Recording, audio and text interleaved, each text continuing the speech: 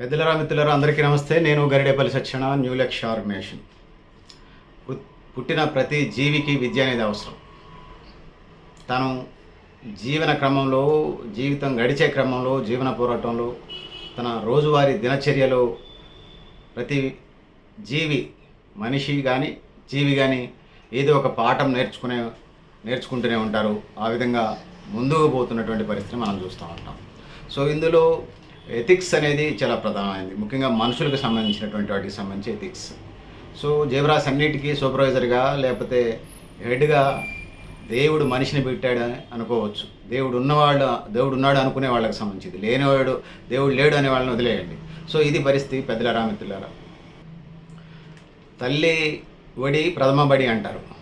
అట్లనే primary schools, anganwadi సెంటర్స్లో teachers నేర్పుతుంటారు. కొంతమంది నేర్పట్లేదు, అదొక భాగం. వాళ్ళు వచ్చే కోడిగుడ్లు మంచినీటి మీద ఆధారపడుతున్నారు. చాలామంది నేర్పేవాళ్ళు కూడా ఉన్నారు. సో దాని తర్వాత టీచర్స్. సో గవర్నమెంట్ టీచరా, ప్రైవేట్ టీచర్ అని చెప్పలేము. విద్యాబుద్ధులు ఒక్కొక్కళ్ళు ప్రైవేట్ స్కూల్స్లో కూడా పంపిస్తామన్నారు. ప్రభుత్వ విద్యలో కూడా, ప్రభుత్వ రంగం విద్యలో కూడా నేర్పే టీచర్స్ని మనం చూస్తూ ఉన్నాం. అంకిత భావంతో టీచర్స్ని మనం చూస్తూ ఉన్నాం.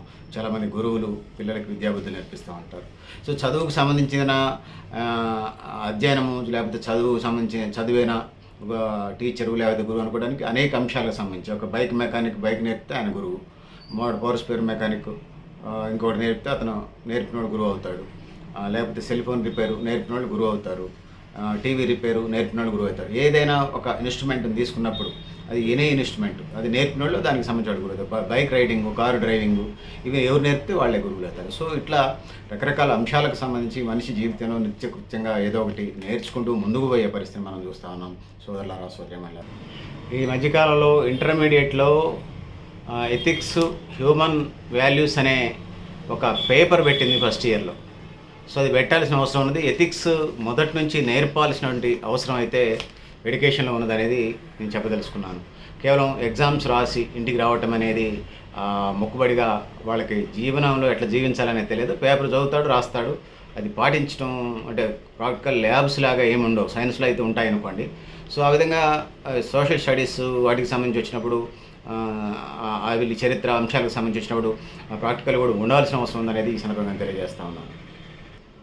అతనికి వచ్చినటువంటి మార్కులను బట్టి అతని యొక్క గుణగణాలను నిర్ణయించలేము. మార్కులు వేరు, ఆయనకు ఉండేటువంటి విలువలు వేరు అనేది ఇక్కడ నేను తెలియజేసుకుంటున్నాను.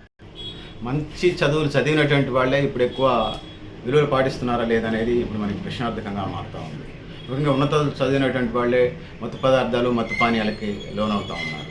దాంతో పాటు తుపాకీ కల్చర్ ఒకటి, పిస్టల్ కల్చర్, తుపాకీ కల్చర్ ఒకటి వచ్చేసింది.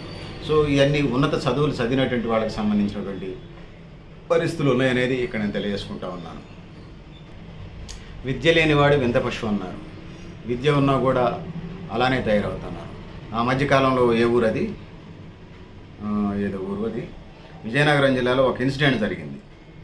సో లెక్చరరు ఆ గర్ల్ చైల్డ్ని, ఆ యువతిని సెల్ ఫోన్ వద్దునందుకు వీడియోస్ అన్నీ వైరల్ అవుతా ఉన్నాయి సోషల్ మీడియా నుండి. సో గురువులు శిష్యుల్ని మందలించకపోతే ఎవరిని మందలిస్తారు?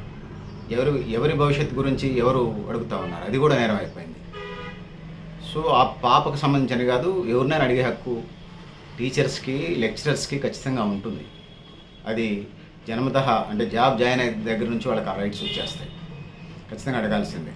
సో అందుకోసం primary school, higher education school, junior college, degree కాలేజీలు, అవి ప్రొఫెషనల్ కోర్సులు అయినా కూడా అడిగే ఇదైతే ఆ ఫ్యాకల్టీకి ఉంటుంది, గురువు పాఠాలు బోధించే వాళ్ళకి ఉంటుందని చెప్పవచ్చు. సో అందుకోసం వాళ్ళకి హక్కు జనరల్గానే వస్తుందనేది తెలియజేస్తున్నాం.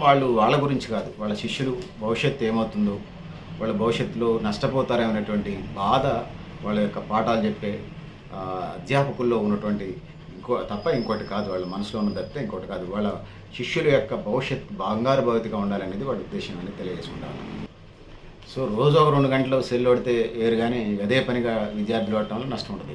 ఎగ్జామ్స్ అప్పుడు అసలు వాడకపోయినా మంచిది, అంటే కొన్ని టెక్నికల్గా సైంటిఫిక్ అంశాలు చేసుకోవడానికి వాడితే మంచిది. కానీ ఈ ఎటువైపు పోర్న్ వీడియోసు, జిటెక్స్లు, పబ్జీలు, పేకాట్లు, సో వాళ్ళ వ్యక్తిగత జీవితాన్ని భవిష్యత్తు లేకుండా చేసే అంశాలు జోలికి పెడుతున్నటువంటి పరిస్థితి మనం చూస్తూ ఉన్నాం.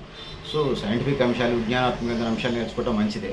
కంప్యూటర్ కూడా పెట్టుకొని, ట్యాబ్ పెట్టుకొని నేర్చుకోవడం మంచిది, దాన్ని ఎవరు కాదండి. కానీ ఎవరిని ఎవరు గైడ్ చేస్తూ ఉంటారు. పాఠం ఆఫ్లైన్ చెప్పేటప్పుడు పాఠం ఇది. ఆన్లైన్ ఎవరు ఏం చూస్తున్నారు అనేది ఉంటుంది. అందుకోసం సెల్ఫ్ డిసిప్లిన్ అవసరం, పేరెంట్స్ కేరింగ్ అవసరం, టీచర్స్ కేరింగ్ అవసరం. అందుకోసం విలువలతో కూడిన విద్య అవసరం అనేది తెలియజేస్తున్నాను. పెద్దలారా, మిత్రులారా, మీరు కూడా మీ అభిప్రాయాన్ని కామెంట్ బాక్స్లో తెలియజేస్తూ, నేను గరిడేపల్లి సత్యనారాయణ, న్యూరక్ష ఆర్గనైజేషన్.